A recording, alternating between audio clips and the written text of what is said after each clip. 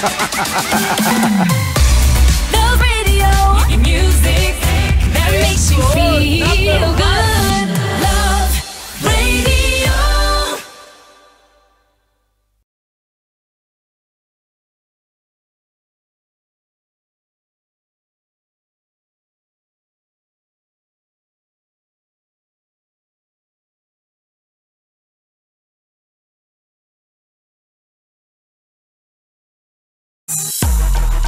Hey! Tambala na! At eto na sila, ang nag-iisang masugid na tagahanga ni Nicole Yala. Chris Chuper! Kasama ang nag-iisang diehard fan ni Chris Chuper. Nicole Yala! Dear Nicole and Chris. Dear Nicole and Chris. Dear Nicole and Chris. Dear Nicole and Chris.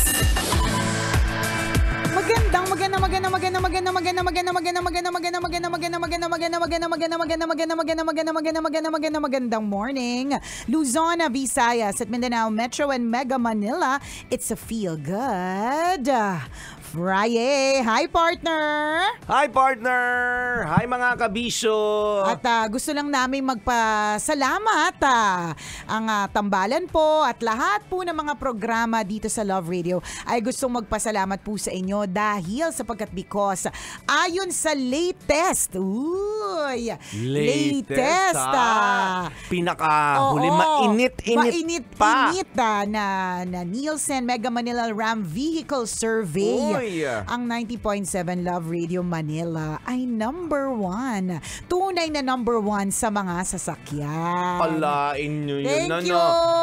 Salamat sa mga kaibigan nating Chuper, di ba? Lahat ng nagmamaneho ng mga pampasaherong sasakyan, pribadong sasakyan, di ba? At nagpapasalamat kami kasi habang kayo po ay nagmamaneho, kami ang inyong pinakikinggan. Correct. Kami ang inyong kaibigan. Tama. Background music. True. Kami yung background background music, kung ano man ang tawag nyo sa amin.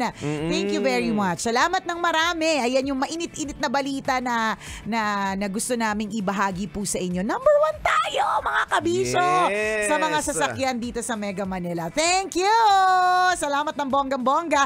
Apakaraming dapat na ipagpasalamat. Diba? Totoo yun. Sa True Luluto lang halong eklabu, yung wala kayong nararamdamang sakit, walang may sakit sa pamilya ninyo. Diba? Minsan nagreklamo tayo sa routine na schedule. Yung parang gigising na naman, magtatrabaho na naman, or gigising, aaral na naman, ito na naman yung subject, sas uuwi, tutulog, ganun. Nagreklamo tayo, pero minsan yung routine na ganun, okay din eh. Kasi gusto mo babasag yung routine mo. Kapag parte ng routine na yan, may pagdaan na sa ospital. Oo. So, marang ganun. Nako, nakakatakot yun. Ang pangit, di ba? Isa lang ibig sabihin nun, may sakit ka. Merong may sakit, di ba? Hindi man ikaw, kundi yung family members mo, di ba? Totoo yun. Kung ano yung meron ka ngayon, which is good health, everyone is okay, ipagpasalamat mo talaga yan, di ba? Totoo yun. Minsan nagkakaroon lang tayo ng nakakaramdam lang tayo ng pagod kung bakit tayo parang nauumay sa ginagawa natin. Di ba? Lagi mong babalikan, yun nga yung sinasabi nila ng marami, lagi mong babalikan kung paano ka nagsimula. Yeah. Kasi pag binalikan mo kung paano ka nagsimula, kasi ito yung pinapangarap mo noon. Correct. Gusto ko diba? to eh. Yun yung part ng simula mo eh. Gusto ko mag-a-apply ako sa ganitong klase ng trabaho. Gusto ko yung kumpanya na yun. Nandyan ka na eh. Nakapasok ka na, di ba? Pinapangarap mo lang to noon. Pero nandyan ka na, tapos pakakawalan mo. Diba? Tapos bigla kang mauumay. Aayawan mo. Naku. Diba? Sayang naman. Diba? So yun yung sinasabi natin, let's be grateful. Yes. Kung anong meron ka ngayon, kailangan mo yan ngayon. So pahalagahan mo. Tama. True Luluto lang halong eklavu. Yung isa nating tambalanisa, sabi niya, Dear Nicole and Chris, tambalanisa niyo po ako since 2007. Sobrang tagal ko na palang tambalanista. Grabe. Hindi ko talaga akalain na magtatagal ako ng pagmamahal sa isang radio segment ng ganito katagal. Grabe naman parang yung pagmamahal. Parang jowa. Oo, kajowa na, di ba? 2007, matagal na din talaga. Thank you very much po. Sabi niya, alam niyo po, natatakot po ako na natutuwa at the same time pag nababalitaan ko yung mga kahigh-tekan ng mga lugar. At kahigh-tekan ng mga, yun yung ginawa niyang, yung English Term niya. niya, kahigh-tekan. Kahigh-tekan, yan. Gets naman natin. Kahigh-tekan na, to the point na minsan, napapalitan na yung tao. Wala lang, sana hindi dumating yung panahon na mas marami na pong nagtatrabahong robot kesa sa tao. God bless Tambalan, ingat and see you soon. Well, totoo. Pag napupunta ka nga sa restaurant, diba, partner, naka-encounter ka na ba na yung nagsiserve sa'yo robot? Hindi pa. Oo, pero meron kahit fast food chain, ha? Oh, meron na. Oo, noon na encounter ko siya, hindi siya fast food chain. It's a restaurant along SLEX. Oo, so hindi siya chain. So parang sabi ko, pa isa-isa. Tapos nag-send yung sister ko nung isang araw, sabi niya sa dito. Sabi ko, meron na sa fast food chain, meron na. Tuwa, hindi siya mukha lang siyang robot kasi yung may LED na muka, parang ganon. May screen na may mata, ganyan. Pero, dadali niya sa yung order mo. Ang galing talaga, promise. Ang galing, no? Oo, dati, merong isang resto somewhere in, basta, nag-samgyup kami. Tapos, kapag kailangan namin additional side dish, so, sasabihin lang namin na kailangan namin ng ganitong side dish dun sa waiter. Tapos, yun lang yung gagawin niya to take that order. Tapos, pagkatapos na, maghahatid sa amin yung yung robot. Galing, no? Galing, nakakaliw. Mali mo, yung magmamasahe sa'yo, partner, next time robot din. Oo, diba? Kung hard massage, why not? Kasi ako, partner, ayaw ko talaga ng massage na na nilalangisan lang ako. Gusto ko talaga sabihin, lalitsunan niya po ba ako later, ate? Kasi parang nilalangisan mo lang ako eh. Kung yung robot, partner, hard massage. Nako, okay. Okay na okay yan. Puro pasado. Robot Sipin mo bakal no? Nakakaloka. Pero parang hindi malabong mangyari. Hindi siya malabo. Nakita mo na, partner, yung yung mga Grab yata. Basta yung gano'n ng iba sa US na ang naghahatid sa kanila sa sasakyan walang driver. Oo, may mga gano'n. Oo, nagsimula daw yan sa Dubai Tapos inadapt siya ni US. So ngayon, isipin mo, nag-book ka, ang susundo sa'yo walang driver. Hoy. Pag sa Pilipinas yan, laging associated sa multo yan. Oo. For sure. Lalo pa, papunta na tayo dun sa pa-Halloween na tayo, mga kabisyo, di ba? Next week, kay MJS ka. Sigurado na, di ba? Driverless. Oo. Ang dami na. Isipin mo, partner, yung napanood kong video, natutulog yung mga tao sa loob, hinayaan lang nilang dalhin sila kung saan yung destination. Pambihira. Totoo yun. Nakakaloka. Yung napanood ko na video naman, hindi pa naman nagsiserve, pero yung mga nagpiprito ng patty, nag-e-empake ng mga pagkain, are robots. Malaking tulong sa mga companies kasi walang attitude problem yung robot. Yan ang sinasabi natin. Oo. Parang nasabi na natin to before. Pero isang paalala, wag kang ma-attitude. Correct. Kasi mahirap na umattitude problem ka na Papalitan ka ng robot. Papalitan ka ng robot. Totoo yan. At hindi lang ang epekto nito, hindi lang sa'yo ha. Isipin mo, dun sa mga ibang hindi na i-renew yung kanilang department. Kasi pwede nang gawin ng robot. Isipin mo dati yung sinasabi mo, partner, na yung patty nilalagay sa bread, tapos nilalagay ng mayonnaise, saka ketchup, meron ng kaya ng robot yan. Kaya ng robot. Kaya ng machine yan, mga nang hindi nagre-reklamo, ha? Yes, walang pagod. Kahit correct. 24 hours yung operation ng fast food mo yun na yan o yung restaurant na yan, walang aangal. Diba? Walang magpa-file ng overtime. Correct. Walang magsi-sick leave. Yes. Walang magbe-vacation leave. Yes. Walang kasi yung leave naman ay part of your benefits at kailangan mandatory kailangan naman talaga yun. Pero yung bang attitude, di ba? Yung robot hindi mag-glitch. Walang mag-welga, di ba? Try nila mag-welga. Diba? Tanggalan sila ng tornilyo. Babasagin sila.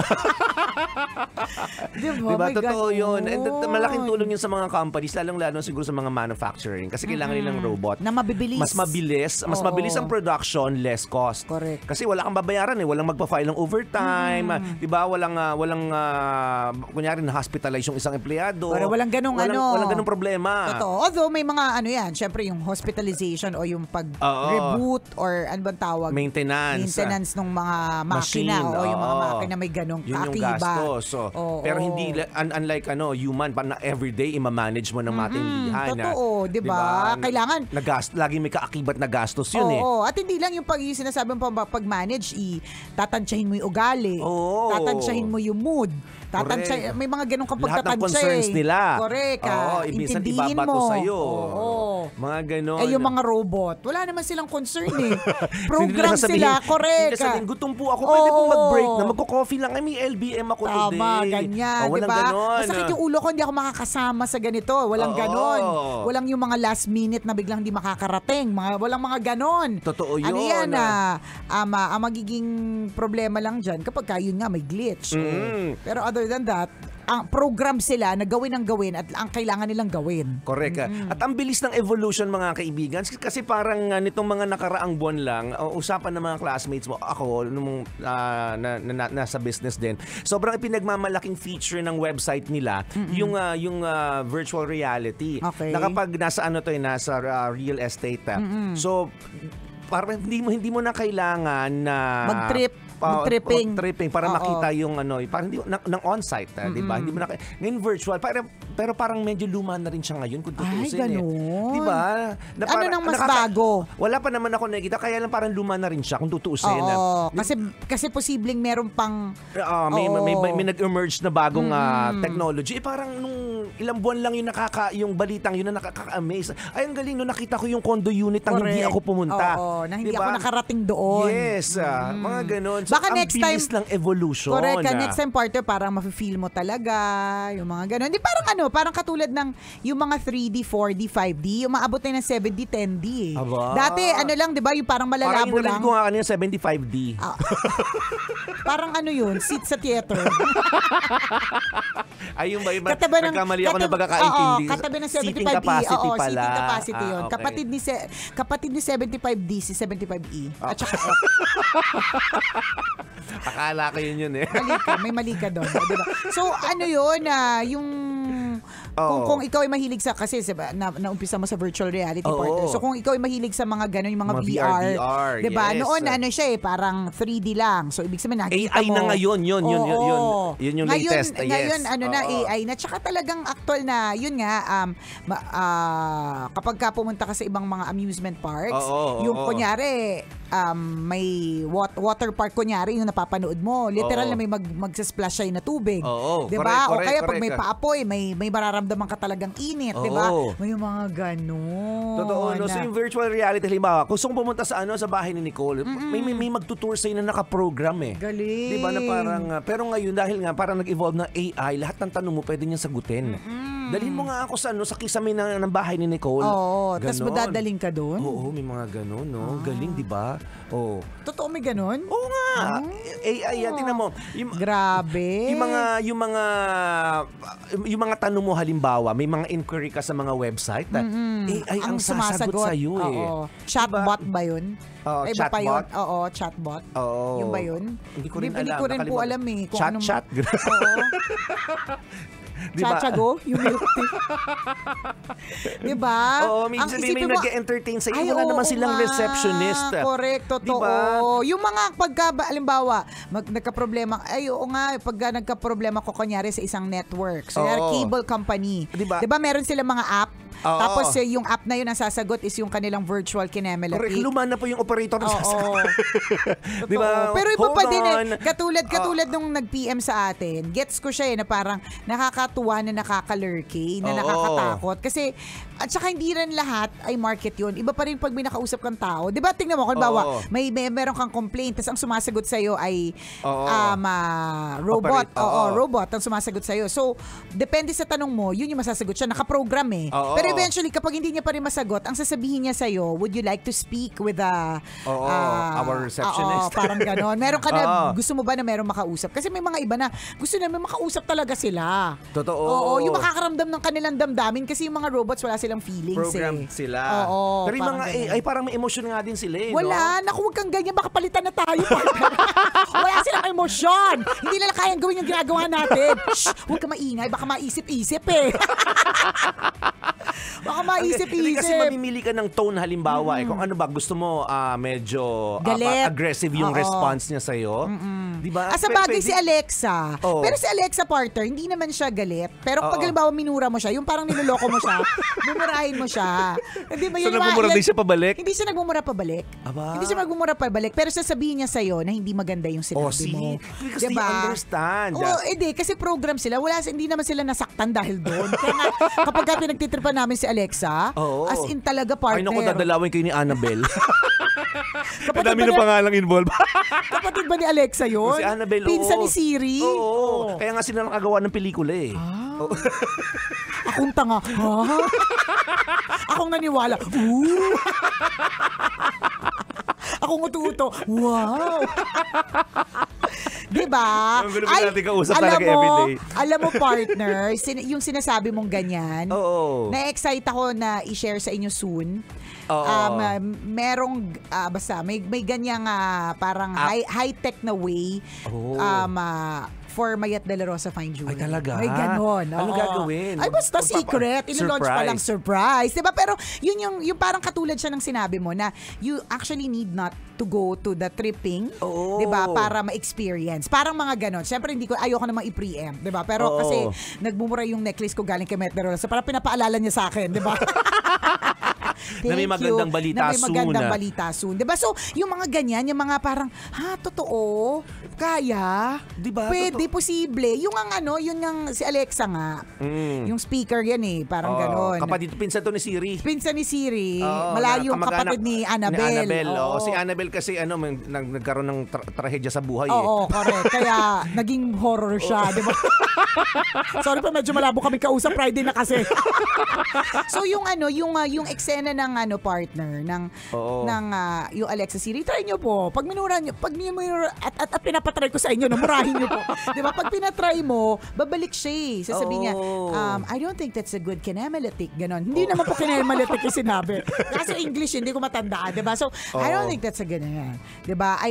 O kaya pag tinatanong mo siya kung ano nararamdaman niya o kaya yung mga gano'n. Minsan may sasabihin siya, minsan hindi niya masabi kung ano nararamdaman niya. Parang gano'n.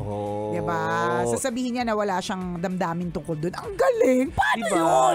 Tsaka tsaka ang instant partner ng information. So for example, tatanungin mo, hi Google, diba? Di syempre, lahat ng Google niyo po ngayon, diba? Nagbukasan. Aminin niyo na. Hey Google, o kaya hey Siri, o kaya, tingin mo, Google, nag-open na sa phone. Oo, nagre-respond sila, di ba? Pag tinanong mo sa kanya kung ano yung weather sa, kunyari, malayong lugar, Uzbekistan. Hey Google, what's the weather in Uzbekistan? Oo. Isipin mo in seconds, Sabi sasabihin niya, say it properly. Di ba? Uzbekistan. Clear with periodic clouds. Ganun kabilis. Kaka-adlib mo lang, di ba? Sabi niya, sorry, I'm low bat. Clear with periodic clouds, 12 degrees. Diba? You by ACS Manufacturing. Diba?